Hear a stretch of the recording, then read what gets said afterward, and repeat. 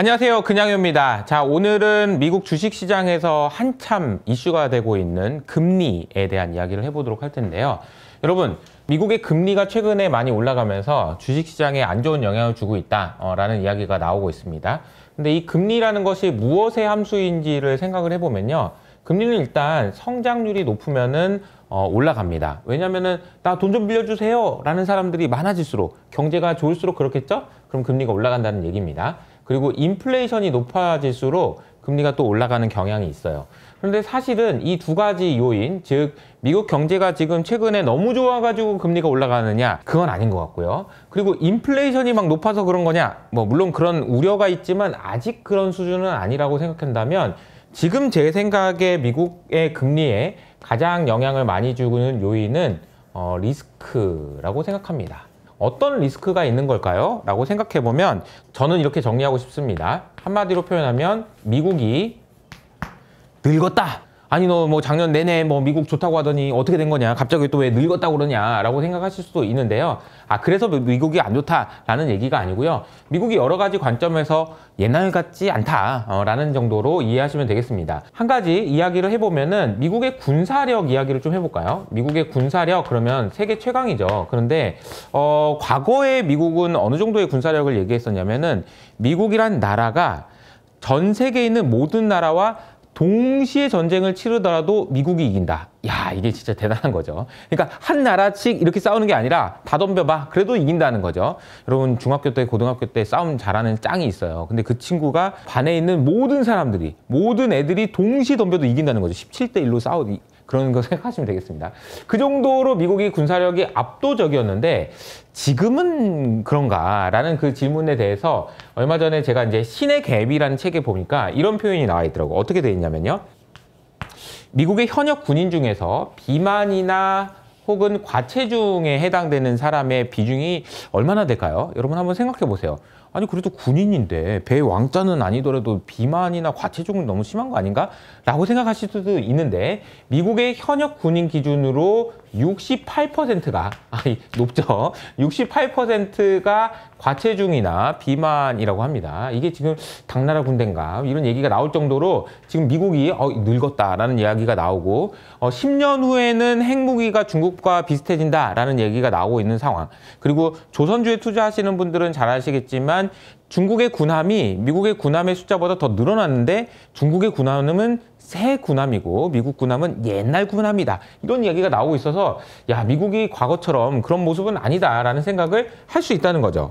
그리고 또 한 가지 재미있는 표현이 있는데요. 알렉스 카프라고 하는 팔란티어의 CEO는 이런 식으로 얘기했습니다. 미국이 과거처럼 이렇게 힘을 쓸 수 없는 여러 가지 이유 중에 하나가 미국은 윤리적이기 때문이다 라는 이야기인 거죠. 이 윤리적이라는 표현이 재밌는데 이런 예시라고 보면 되겠습니다. 싸움 1등 하는 애는 그냥 정식으로 싸운다는 거죠. 그런데 2등, 3등하고 좀 여기 앞에 있는 애들은 뭐 잘못하면 뭐냐 칼을 든다든지 가위를 든다든지 혹은 막 흙을 뿌린다든지 이런 식으로 반칙을 한다라는 건데 윤리적이라는 얘기는 우리는 그렇게 안 한다는 거죠. 미국은 그렇게 하지 않는데 쟤네들이 뭐 살상무기를 쓰고 뭐 무슨 가스를 쓰고 뭐 이런 식으로 하니까 쟤네들이 반칙을 하는 것까지 감안하면 우리가 훨씬 더 강해야 되는데 그래서 이제 알렉스 카프는 이런 식으로 이야기를 했었죠.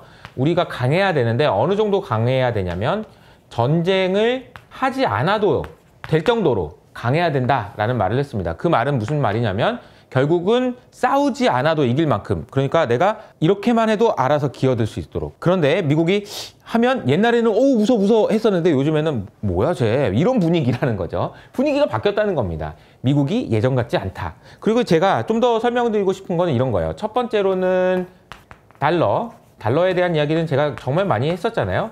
근데 이 달러가 강해지기 위해서는 미국이라는 나라에서 달러가 이렇게 밖으로 나갈 때 그러면 미국 밖에 있는 달러가 많아지니까 달러의 가치가 떨어지잖아요. 하지만 만약에 달러를 저장해 놓으려는 수요가 많거나 달러를 사용하려는 수요가 많아질 경우에는 달러의 가치가 유지되게 됩니다. 그런데 그렇지 않은 경우에는 달러의 가치가 떨어질 수 있다는 거죠. 최근에 러시아나 중국은 달러로 더 이상 외환 보유고를 저장하지 않고요. 무역 거래를 할 때도 달러를 쓰지 않습니다. 그래서 제가 스테이블 코인이 부각될 가능성에 대해서도 말씀드렸던 이유인데 어쨌든 달러도 예전만치 않다라는 이야기인 거죠. 그리고 오늘 말씀드리고 있는 미국 정부 국채의 금리가 올라간다는 얘기는 결국은 미국 부채의 문제가 진짜 심각하다는 이야기가 되겠습니다. 그래서 과거에 비해서 매우 빠른 속도로 증가해서 최근에는 36조 달러에 이를 정도로 미국 정부의 부채가 늘어났다. 이거 너무 심각하다라는 이야기인 거죠.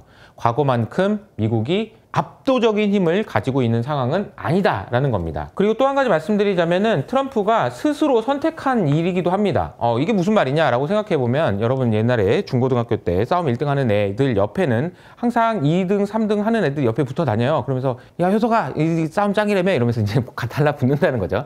제가 짱이었다는 얘기는 아니고요. 근데 이 친구들이 옆에 붙는 이유가 있어요. 왜냐하면 1등 옆에 있으면 뭐라도 콩고물이 떨어지기 때문이죠. 그래 니 잘 만들었다. 야 내가 달러 찍어서 줄까?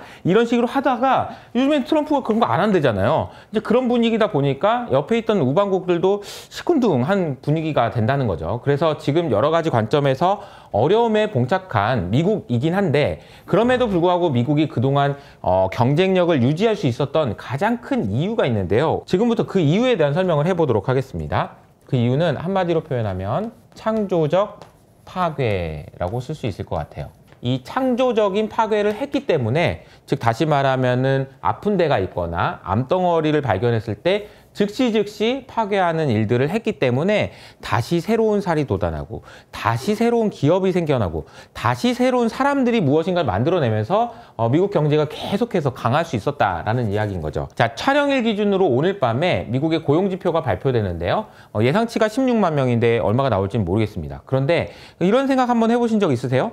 어떻게 매달 20만 명씩 이렇게 고용자 수가 늘어나지? 그럼 매달 20만 명이면은 1년이면 240만 명이고요. 10년이면 2,400만 명. 와, 근데 그렇게 계속 늘어난다고? 라는 생각이 드시잖아요. 그래서 제가 오늘 설명드릴 것은 미국이라는 나라에서 일하는 총 노동자 수를 한번 설명드려 보도록 하겠습니다. 2008년 금융위기 이전에는요. 1.4억 명이었어요. 1.4억 명이 미국에서 일을 했다는 거죠. 그런데 금융위기가 터지니까 이 숫자가 1.3억 명으로 1,000만 명이 줄어든 거예요. 그러니까 경기 침체가 왔을 때 1,000만 명이 일자리를 잃었다라는 거죠. 그런데 그 이후로 약 12년 동안 계속해서 일자리가 늘어났고요. 그러니까 10만 명, 20만 명, 10만 명, 20만 명씩 계속 12년 동안 늘어서 1.52억 명까지 늘어났는데요. 이때가 08년이었고요. 이때가 2020년 코로나 위기였습니다. 그런데 아시는 것처럼 코로나 위기가 터지니까 사장님들이 이때다! 라고 했는지 그냥 사람을 확 잘라버립니다. 순식간에 자른 숫자가 무려 2,400만 명이나 됩니다. 2,400만 명이나 되는 고용자 수를 한 방에 잘라버리는 그런 일이 터지죠. 그러니까 무려 12년 동안 늘어났던 고용자 수가 2주 만에 줄어드는 그런 사태가 일어났고 이것이 사실 어떻게 보면 창조적인 파괴다라고 볼 수 있다는 거죠. 그리고 그 이후로 꾸준히 늘어서 지금은 1.6억 명까지 늘어나 있는 상태입니다. 자, 인원이 이렇게 줄어들었다는 것이 왜 창조적 파괴인가라고 생각해 보면 이때는요. 일 안 하고 월급 많이 받는 부장님이 잘렸다면 이때는 일도 열심히 하는데 월급도 적게 받는 대리님들이 올라왔기 때문일 거라는 거죠. 그래서 이 기업이 완전히 새로워졌을 거고 이것을 우리는 창조적인 파괴의 전형적인 예시라고 볼 수도 있을 것 같습니다. 그런데 지금부터는요. 일반 기업에서의 창조적 파괴가 아니고 정보를 효율화시키는 그런 작업들이 진행될 텐데 그 작업의 이름은 바로 도지입니다. 도지 그러면은 도지 코인을 생각하셔가지고 일론 머스크가 만든 코인이야? 이런 생각을 하실 수 있는데 그게 아니고요. 디파트먼트 오브 거버먼트 이피션시 그러니까 정보를 효율화시키기 위한 부서다. 설마 일론 머스크가 나중에 내가 이거 수장이 될 줄 알고 도지코인을 만든 건 아니겠죠? 어쨌든 이 도지의 수장은 일론 머스크입니다. 자, 일론 머스크가 도지를 통해서 정부에서도 이런 창조적 파괴를 하겠다는 얘기를 하고 있고요. 공무원들 긴장하고 있어 라는 이야기를 하고 있다는 거죠. 이것이 중요한 이유는요. 앞으로 미국 정부한테 돈을 빌려줘도 되느냐? 야, 이렇게 부채가 이렇게 천정부지로 오르고 있는데 니네들 계속 이렇게 효율적으로도 안 하고 있으면 내가 돈을 빌려주겠냐? 라는 질문에 대해서 빌려줘도 됩니다. 왜냐하면 우리가 이렇게 효율화 시켰거든요. 그렇게 빚 많이 안 늘어날 겁니다. 라고 이야기할 수 있는 무엇인가 있어야 된다는 거죠. 과연 도지가 성공하느냐 여부는 2025년을 관통하는 아주 중요한 주제라고 할 수 있고요. 제가 최근에 도지와 관련된 책을 봤으니까 밑에 있는 댓글을 통해서도 확인해 보시면 좋을 것 같습니다. 자, 그런데 이 도지가 과연 성공할 수 있느냐에 대해서는 회의적인 시각들이 많습니다. 크게 보면 세 가지 이유 때문인데요. 첫 번째로는 경제적인 관점에서의 문제, 두 번째로는 기술적인 관점에서의 문제, 세 번째로는 정치적인 문제도 있어요. 이 세 가지 문제가 모두 있어서 이거 아무리 일론 머스크라도 어려울걸? 이라는 이야기가 많은데 여러분들 한번 제 얘기를 들어보시고 여러분의 생각을 댓글로 남겨주셔도 좋을 것 같습니다. 첫 번째 이제 경제적으로 숫자의 이야기인 거죠. 한번 숫자를 좀 따져보도록 하겠습니다. 2025년 올해 미국 정부가 쓰는 예산을 보니까요. 7.3조 달러를 쓴다고 합니다. 7.3조 달러를 지출한다라는 거죠. 그런데 미국 정부가 돈을 벌기도 합니다. 세금을 걷는 거죠. 세금을 걷는 숫자는 5.5조 달러입니다. 자, 이거 두 개를 빼볼까요? 두 개를 빼면 얼마가 남죠? 마이너스 1.8조 달러가 남습니다. 즉 다시 말하면 1.8조 달러가 부족하다는 얘기죠. 네, 세금 걷는 것보다 더 많이 쓰니까 1.8조 달러가 적다는 얘기예요. 그럼 1.8조 달러가 그대로 일로 가서 36조 달러가 아니고 38조 달러가 되겠네요. 근데 몇 가지 숫자들이 더 있어요. 여러분들이 기억하셔야 되는 숫자들이 있는데 첫 번째 숫자는 이자입니다. 놀랍게도 이자가 올해 내야 되는 이자가 1.2조 달러 정도 되는데요. 야, 그러면 이게 38조가 아니고 더 올라갈 수도 있겠다라는 생각을 하게 되는 거고요. 두 번째로는 법인세입니다. 아니, 올해 벌어들일 소득 중에서 법인세가 0.4조 달러 정도는 되거든요. 근데 이거 트럼프가 이거 법인세 낮춰준다고 그랬거든요. 그럼 이것도 줄어들 수도 있겠네요. 그리고 세 번째로는 약속한 것들이 있어요. 바이든이. 여러분, 사회보장제도 이거 내가 꼭 지켜드릴게요. 기다리고 있죠? 내가 돈 가지고 갑니다. 약속했던 것들이 있어요. 그래서 이거를 안 지키기가 어렵고 사회보장기금 이런 것들은 줄이기가 어려운데 일론 머스크가 얘기하고 있는 도지를 통해서 줄이겠다라고 얘기한 숫자가 얼마냐면 2조 달러거든요. 야, 이거 2조 달러 이거 가능하겠냐? 그런 이야기가 나오고 있다는 거죠. 그리고 2조 달러에 대한 회의적인 논리는 뭐냐면은 부채가 36조 달러인데 이거 2조 달러 줄인다고 뭐가 되는 거야? 이런 이야기가 나오고 있어서 회의론이 많습니다. 하지만 저는 개인적으로는 만약에 2조 달러를 줄이냐 못 줄이냐 이것보다도 사실 더 중요한 것은 2조 달러를 줄일 수 있을 거라고 생각할 수 있게 만들어주느냐, 이게 더 중요한 것 같습니다. 왜냐하면 이 부채의 증가 속도가 이런 속도가 아니고 이런 속도로 증가하겠는데 라고만 하더라도 야, 그래도 미국 정부인데 5% 정도 되는 금리면은 빌려줘도 되지. 한국은 3%도 안 주는데 미국이 낫지 않나? 라는 생각을 할 수 있다는 거죠. 그래서 2조를 다 줄이지 못하더라도 어느 정도 의미는 있다라는 생각이 듭니다. 그래서 실제로 일론 머스크가 이걸 줄이기 위해서는 사람을 잘라야 되잖아요. 근데 이게 기술적인 부분들이 어렵다라는 거죠. 이 기술적인 관점에서 생각을 해보면 결국 공무원들에게 야, 미안한데 너 그동안 열심히 했고 이제 그만해도 될 것 같아.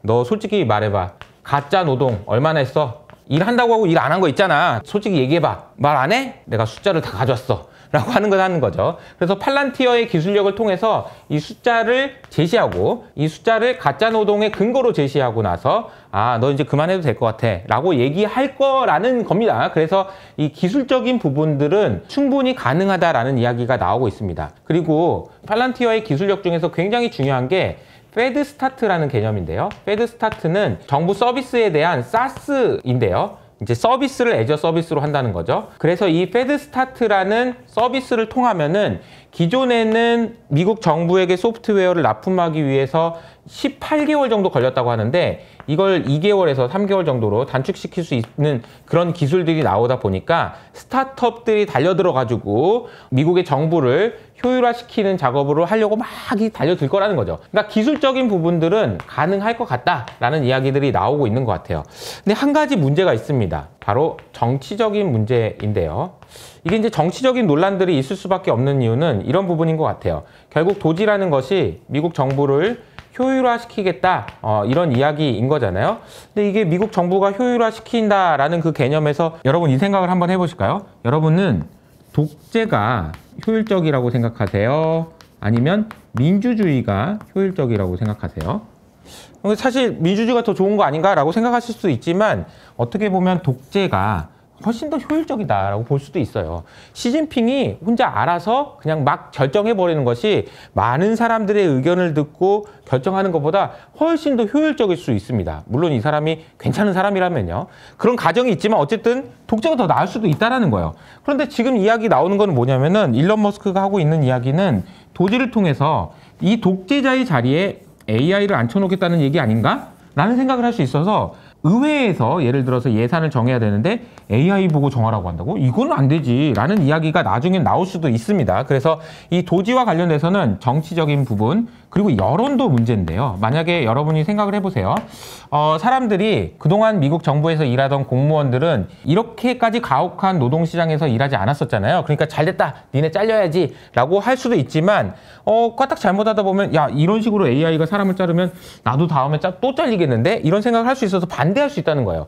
그러니까 지금 생각해보면 경제적인 측면에서는 이거 아니더라도 의미 있다. 그리고 기술적으로는 충분히 가능하다. 그런데 정치적인 논란이 가속화될 경우에는 여론이나 이런 거 생각해보면 이게 쉽지 않을 수 있다. 그리고 이 여론을 생각해보면은 일론 머스크 입장에서는 이렇게 중요하고 어려운 문제이긴 하지만 반드시 해야 되는 이유는 미국이 늙었기 때문이고 이렇게 하지 않고 미국이 다시 새롭게 창조적인 파괴를 하지 않는다면 미국도 어려워질 수 있다라는 그런 위기감이 조성될 수도 있다라는 생각을 하시면서 투자하시는 게 맞지 않나라는 생각이 듭니다. 개인적으로는 저는 이렇게 생각합니다. 미국은 늙었어요, 확실히. 그렇지만 여전히 창조적 파괴를 미국 정부 내에서도 하려고 이런 시도들을 하고 있다는 것이 어떻게 보면 부럽기도 하고 그렇네요.